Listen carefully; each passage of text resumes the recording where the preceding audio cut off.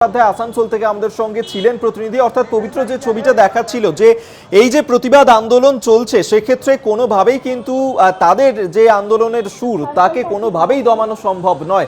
যতদিন পর্যন্ত না তারা বিচার করছেন তারা এভাবেই রাস্তায় থাকবেন, এভাবেই তারা প্রতিবাদ বিক্ষোভ আন্দোলন চালিয়ে যাবেন। বিচারের দাবিতে যতবার প্রয়োজন হবে ততবার তারা পথে নামবেন।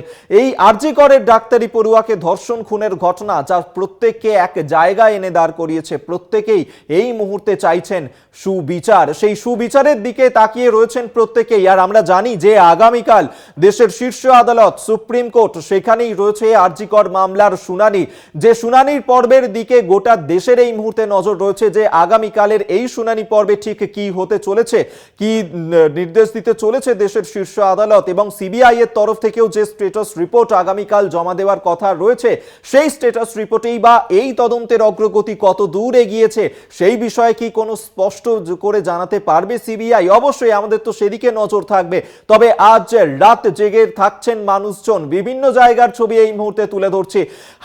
হাজরা মোড়, শহর কলকাতার হাজরা মোড়ে সেখানেও টলিউডের কলা কুশলীরা তারা প্রতিবাদ বিক্ষোভে সামিল হয়েছেন, সেই ছবি তুলে ধরছি। পাশাপাশি শ্যামবাজারে সেখানেও চলছে বিক্ষোভ আন্দোলন, চলছে রাত জাগার কর্মসূচি।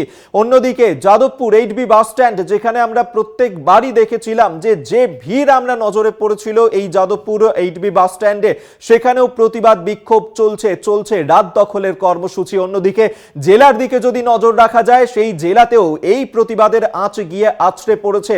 কোন রকম ভাবেই সেখানকার প্রতিবাদীদেরকেও স্তব্ধ করা যাচ্ছে না। সেখানেও এই যে প্রতিবাদের আঁচ তা যেভাবে গিয়ে পৌঁছে গিয়েছে পুরুলিয়া, আসানসোল, শিলিগুড়ি, বিভিন্ন জায়গাতেই এই একই ছবি ধরা পড়ছে।